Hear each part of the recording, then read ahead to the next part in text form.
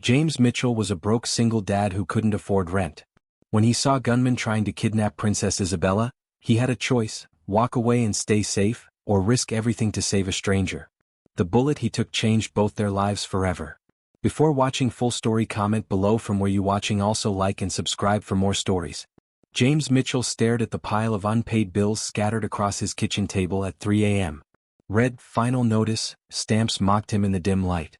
His 7-year-old daughter Sophie slept peacefully in the next room, unaware that they might be evicted by the end of the week. Working 3 jobs wasn't enough. The warehouse shift, restaurant deliveries, and weekend security work barely covered rent and food. Sophie's mother had abandoned them 2 years ago, saying she deserved better than poverty. Now James faced the impossible choice between electricity and groceries. "Daddy?" Sophie appeared in her worn pajamas, rubbing sleepy eyes. "Are you sad again?" James quickly covered the bills with a magazine. "Just checking some work papers, princess. Go back to bed."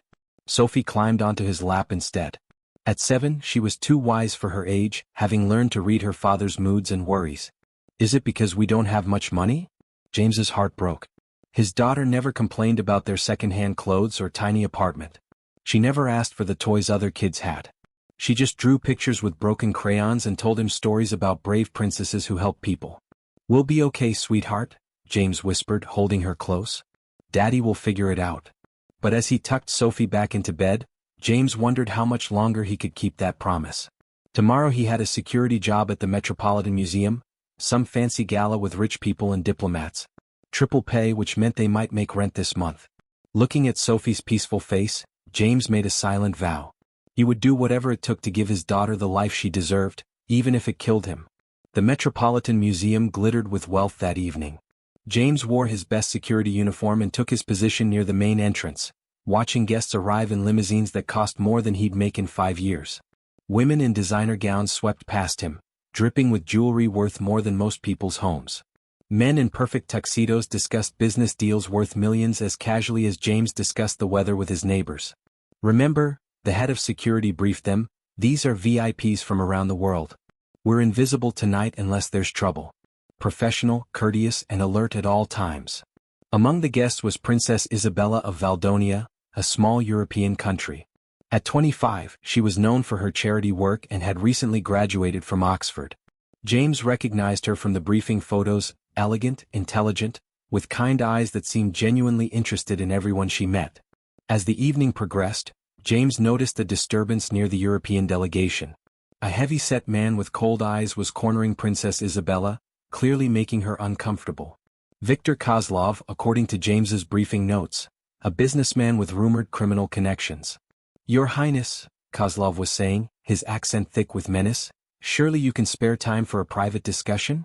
My business proposition could benefit your little country greatly."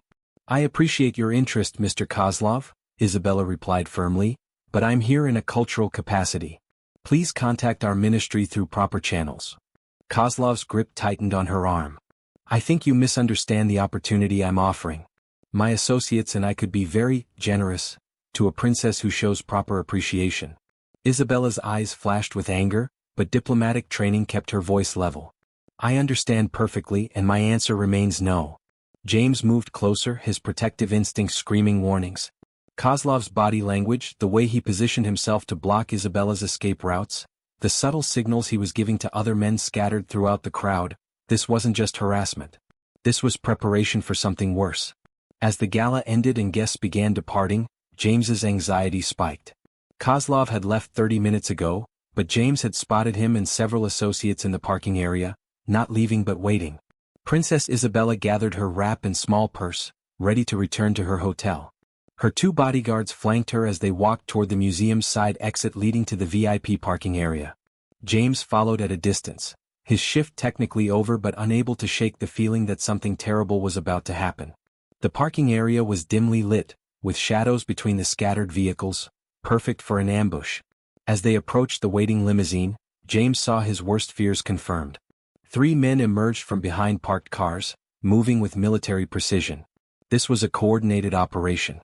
The attack happened with shocking speed. The first man fired a tranquilizer dart at one bodyguard, who collapsed instantly. The second guard reached for his weapon but was tackled before he could draw it. Within seconds, Princess Isabella was alone and surrounded. "Your Highness," Kozlov stepped from the shadows, smiling coldly. "I told you we would continue our conversation."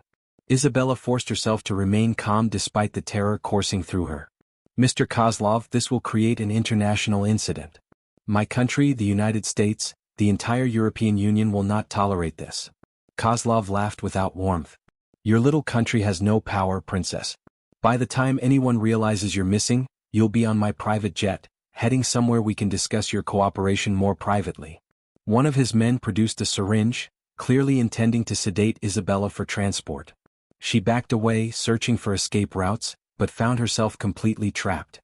That's when James made the most important decision of his life. James had no weapon except a radio and flashlight. He was outnumbered 4-1 by trained professionals. He had a 7-year-old daughter at home who needed him, who would be left orphaned if something happened to him. But he couldn't watch an innocent woman be kidnapped and possibly killed. "Hey!" James shouted, charging into the parking area. "Security? Step away from her now." The kidnappers turned in surprise. They hadn't accounted for additional security. In their moment of distraction, James tackled the man with the syringe, sending both crashing to the asphalt. "Run!" James yelled to Isabella. "Get inside and call police." Isabella hesitated, torn between fleeing and abandoning the man risking his life for her. But James's instincts were sound, her escape would bring help. As Isabella ran toward the museum entrance, James fought desperately against trained killers. He managed to delay them for precious seconds, long enough for the princess to reach safety, but the odds were impossible. The gunshot echoed through the parking area like thunder. James felt the bullet tear through his shoulder, spinning him around and sending him crashing to the ground. Through waves of pain and shock, he heard Kozlov cursing in Russian. "You idiotic fool. We needed this quiet. Now the whole museum will be alerted." "She was getting away," the gunman protested. "I was aiming to wound." "Well, now we have a bleeding security guard and no princess," Kozlov snarled. "The operation is blown." James lay on the cold pavement, vision blurring as shock set in. But he could hear sirens in the distance. Isabella had reached safety and called for help. Despite the agony, James felt grim satisfaction. He had saved her. "We need to go," one of Kozlov's men urged. "Police will be here in minutes." "Finish him," Kozlov ordered coldly. "No witnesses." As the gunman raised his weapon for the killing shot, James thought of Sophie. His little girl would wake up tomorrow expecting pancakes and their Saturday trip to the park. She would wonder why Daddy never came home. The second gunshot never came. Instead, James heard vehicles screeching into the parking area, followed by shouted commands and police weapons firing. The FBI's diplomatic security team had arrived with local police. In the chaos that followed, Kozlov and his men were captured or killed in the shootout. James drifted in and out of consciousness as paramedics worked to stabilize him. The last thing he remembered was Princess Isabella's face hovering over him, tears streaming down her cheeks as she held his hand. "Stay with me," she whispered urgently. "Please don't die. You saved my life. Please don't die." James woke 3 days later in a private hospital room, confused by the luxury surrounding him. Flowers filled every surface, and he had a spectacular view of the city. Most importantly, Sophie sat beside his bed, her small hand clutching his with desperate intensity. "Daddy?" Sophie's voice cracked with relief. "The doctor said you might not wake up. I was so scared." James tried to speak but found his throat raw. A nurse helped him with ice chips until he could whisper, "I'm okay, Princess." "Daddy's okay." "Mr. Mitchell?" Princess Isabella appeared in the doorway, looking different without her formal gown, younger, more vulnerable, but somehow more real. "Your Highness," James struggled to sit up, but Isabella quickly stopped him. "Please don't try to move. And please call me Isabella." Her eyes filled with tears. "Mr. Mitchell, what you did? I don't have words." Sophie looked between them with confusion. "Daddy, who is this lady? She's really pretty." Isabella knelt beside Sophie's chair, smiling through her tears. "Hi there. I'm Isabella. Your daddy is a hero. He saved my life." Sophie's eyes went wide. "You're a real princess, like in Daddy's stories." "Yes, I am. And your daddy is a real hero just like in those stories too." Over the next hour, Isabella learned about James's life, his struggle to provide for Sophie, his multiple jobs, their tiny apartment, the constant financial pressure. She learned about Sophie's artistic talents and unwavering faith in her father despite their hardships. Mr. Mitchell, Isabella said finally, I need to ask you something. Why did you risk your life for me? Sophie could have lost her father. Why? James was quiet for a long moment, stroking Sophie's hair. Your Highness, I've spent years feeling powerless. Powerless to give Sophie the life she deserves, powerless to change our circumstances, powerless to fix what's broken. He paused, gathering strength. But in that moment I had the power to help someone. I couldn't live with myself if I'd done nothing. Isabella wiped away tears that wouldn't stop flowing. You could have died. Maybe. But Sophie is growing up in a world where bad things happen to good people. I want her to know that when those moments come, there are people who will stand up and fight. Even when they're scared. While James recovered, international investigators uncovered the full scope of Kozlov's criminal enterprise. FBI agent Sarah Chin visited James to explain what they had discovered. Mr. Mitchell, Viktor Kozlov wasn't just some businessman with inappropriate intentions, Agent Chin explained. He ran one of Europe's most sophisticated criminal organizations. James felt sick, and not from his injuries. What do you mean? We found evidence of at least 15 kidnappings over 3 years. Young women from wealthy families. Some were ransomed back. Others. Agent Chen's expression darkened. Others were never seen again. The scope of evil James had helped prevent was staggering. Princess Isabella had been specifically targeted because of her country's strategic location and her family's political influence. Your actions didn't just save the princess, Agent Chen continued. They brought down an entire network that terrorized families across Europe.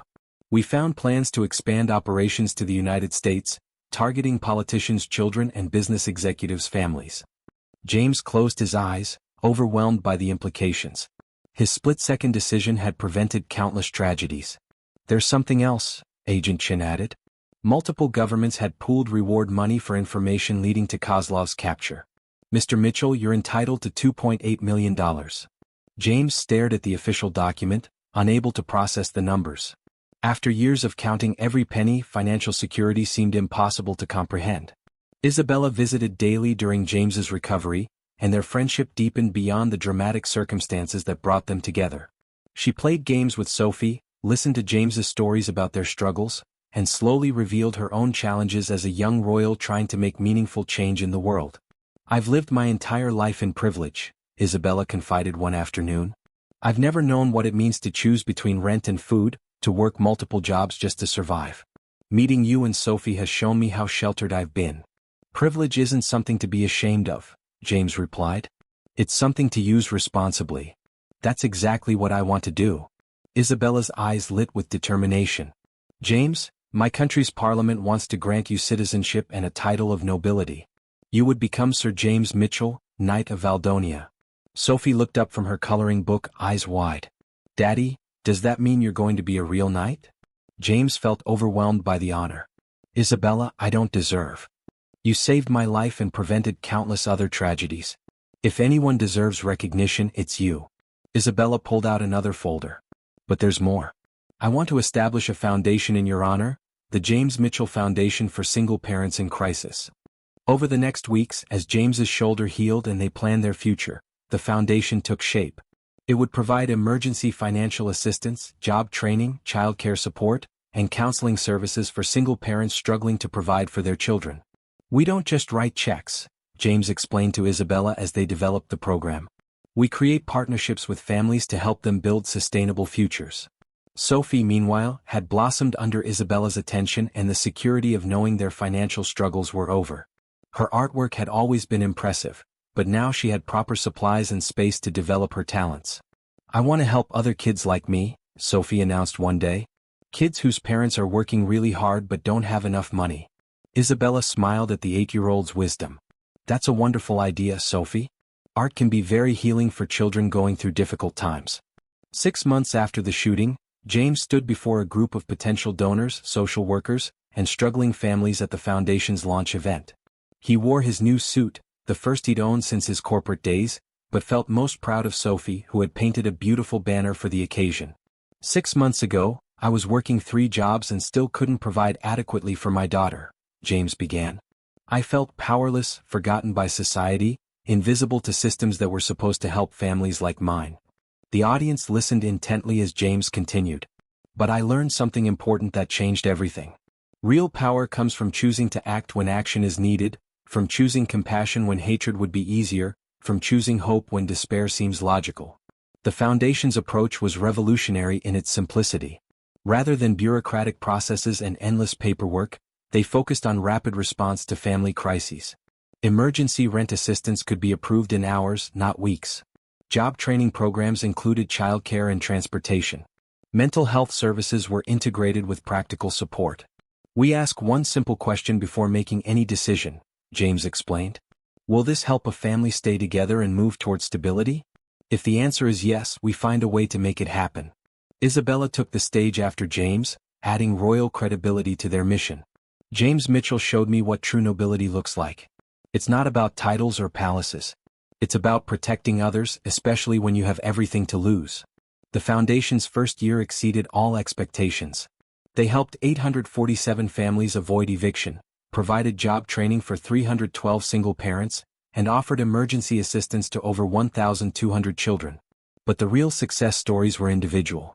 Maria Santos, a young mother who lost her husband in a car accident, received help with rent and childcare while she completed nursing school. The Foundation's investment of $8,000 over 18 months resulted in Maria securing a stable career and becoming self-sufficient.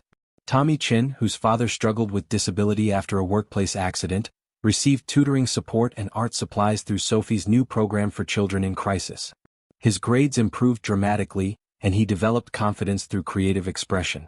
2 years after the shooting, the Foundation had expanded to serve 3 states and helped over 3,000 families. James had left his security work to focus full-time on the organization, finding deep satisfaction in work that aligned with his values. Sophie, now 9, had become the Foundation's youngest ambassador. Her art therapy program served over 200 children annually, providing creative outlets for young people dealing with trauma and instability. Art saved me when we were struggling, Sophie explained to a reporter. When Daddy worked 3 jobs and I was scared about losing our apartment, drawing helped me feel hopeful. I want other kids to have that same feeling. Isabella visited regularly, bringing international attention to their work and helping establish sister programs in Europe. Her own experiences had been transformed by witnessing James and Sophie's journey from crisis to stability. Before meeting James, I understood poverty intellectually, Isabella reflected during one visit. I knew the statistics, the policy implications, the economic theory. But I didn't understand the daily reality of choosing between heating and food, or the constant stress of financial insecurity. The friendship between the 3 had become genuine family bonds. Isabella attended Sophie's school plays and art shows. She spent holidays with them when royal duties allowed. She had become the aunt Sophie never had and the sister James never expected. You saved more than my life that night, Isabella told James on the 2nd anniversary of the shooting. You saved my soul. You showed me what I was put on this earth to do. As Sophie grew older, her artistic talents evolved into powerful tools for social advocacy. At 11, she had her first gallery showing, with all proceeds supporting the Foundation's children's programs. Her paintings depicted scenes of hope emerging from struggle, families moving from shelters to homes, children playing in safe neighborhoods, parents graduating from job training programs. The technical skill was impressive for someone so young, but the emotional depth was extraordinary. Sophie understands something that took me years to learn, James explained to a journalist profiling the Foundation. She knows that struggle can create strength, that crisis can reveal character, and that the most important measure of success is how we treat people who need help. Sophie's fame as a young artist brought additional attention to the Foundation, but she handled publicity with remarkable maturity. During interviews, she consistently redirected attention from her own talents to the families they served. I'm just one kid who likes to paint, Sophie would say. The real heroes are the parents working 2 jobs to feed their children, the kids who keep going to school even when things are hard at home, and people like my dad who help families when no one else will. The Foundation had helped establish similar programs in 12 states and 6 countries. The James Mitchell model of family crisis intervention became a standard reference in social work training programs. But for James, the most meaningful measure of success was watching families transition from crisis to stability, from desperation to hope, from isolation to community. 5 years after the shooting, Princess Isabella announced her engagement to Dr. Michael Chin, a pediatric surgeon she met while volunteering at children's hospitals. The wedding would be small and intimate, focusing on love rather than royal protocol. Isabella asked me to walk her down the aisle, James told Sophie over dinner one evening. She wants you to be her flower girl. Sophie's eyes lit up with excitement but then grew thoughtful. Daddy, will this change things? When Isabella gets married, will she still be our friend? James smiled at his daughter's concern. Sophie, real friendship doesn't change because of weddings or titles or distance. Isabella will always be family to us, just like we'll always be family to her. The wedding took place in Valdonia's ancient cathedral, attended by close friends and family members from around the world. Sophie looked radiant as she scattered rose petals, and James felt honored to escort Isabella down the aisle. Take care of her, James whispered to Michael as he placed Isabella's hand in the groom's. I will, Michael replied. And thank you for making sure she was here for me to find. After the ceremony, Isabella pulled James aside. I have an announcement. Michael and I are establishing a medical foundation focused on providing healthcare to underserved families. We want you to help us design the program. Isabella, you don't need to keep including us in everything you do. James, you're not understanding. I don't include you out of obligation or gratitude. I include you because you and Sophie are family, and because your experience and wisdom make everything we do better. 10 years after the shooting, James stood in the same Metropolitan Museum parking lot where his life had changed forever. A bronze memorial plaque commemorated the law enforcement officers who responded that night, but made no mention of his role. It doesn't say your name, Daddy, Sophie observed, reading the inscription. That's okay, Princess. The important thing isn't whether people know my name. The important thing is that families are getting help. Sophie, now 17 and preparing for art school, had matured into a confident young woman who carried herself with quiet strength. Her artwork had evolved from therapeutic expression to sophisticated social commentary, but she never forgot the experiences that shaped her perspective. Daddy, Sophie said as they walked through the museum, do you ever wonder what would have happened if you hadn't helped Isabella that night? James considered the question. Sometimes. But I think wondering about different choices is less important than making good choices in the first place. The foundation now operated in 23 states and 11 countries, had helped over 25,000 families, and employed 180 people worldwide. But the real measure of its success wasn't in numbers, it was in the cycles of hope and healing it created. Maria Santos, the nurse they had helped years earlier, now volunteered with newly widowed mothers. Tommy Chin had graduated high school with honors and planned to study social work. Dozens of families who had received help were now helping others. You know what makes me proudest? James asked Sophie as they left the museum. What? It's not the foundation or the recognition or even helping so many families. It's watching you grow into someone who uses her talents to help others, who remembers where we came from, and who chooses compassion over indifference every single day. Sophie hugged her father tightly. I learned that from you, Daddy. You taught me that heroes aren't people who never fall down. Heroes are people who get back up and help others do the same. 15 years after taking a bullet to save a princess, James Mitchell reflected on the extraordinary journey that single moment of courage had created. The foundation had helped over 50,000 families. Sophie had become an internationally recognized artist whose work raised millions for charity, and Isabella, now Queen Isabella following her father's abdication, continued to be family. At 52, James had found the purpose that had eluded him during those desperate years of struggle. He woke each morning knowing that his work mattered, that families across the world were safer and stronger because of decisions made in a split second 15 years earlier. Do you have any regrets? A journalist asked during a documentary interview about the foundation's impact. James thought about the question seriously. I regret that it took a crisis to show me what I was capable of. I regret the years I spent feeling powerless instead of looking for ways to help others. But I don't regret taking that bullet. Not for a single second. Sophie, now 22 and serving as the foundation's director of creative programs, had never forgotten the lessons of their early struggles. Despite her success as an artist, she lived simply, worked tirelessly for the foundation, and measured her achievements by the families they helped rather than personal recognition. My father taught me that heroism isn't about dramatic gestures, Sophie said in her own interview. It's about choosing to help when help is needed, choosing kindness when anger would be easier, choosing hope when giving up seems logical. Queen Isabella, approaching 30 and now mother to twin daughters, remained deeply involved in the foundation's work. Her marriage to Michael had produced not just personal happiness but a medical foundation that provided healthcare to underserved communities worldwide. James saved my life, Isabella reflected, but more importantly he showed me how to live a life worth saving. He taught me that true nobility comes not from birth or wealth, but from service to others. On the 15th anniversary of the shooting, they gathered again at the Metropolitan Museum for the Foundation's annual gala. This time, James entered through the front door as an honored guest, accompanied by his daughter and the woman who had become like family. As he looked around the elegant ballroom filled with donors, volunteers, and families whose lives had been changed by their work, James marveled at the ripples created by one moment of moral courage. A single father working security had taken a bullet to save a stranger. That bullet had healed, but the love, hope, and service it unleashed continued to spread across the world, touching lives in ways he never could have imagined. Sophie was right, heroes weren't people who never fell down. Heroes were people who got back up and spent the rest of their lives helping others do the same. The single dad who saved a princess had discovered that the greatest treasure wasn't the reward money or royal recognition. The greatest treasure was the knowledge that when faced with a choice between self-preservation and sacrifice, between indifference and compassion, between fear and love, he had chosen correctly. And in that choice he had found not just his own heroism, but a legacy that would inspire heroism in others for generations to come.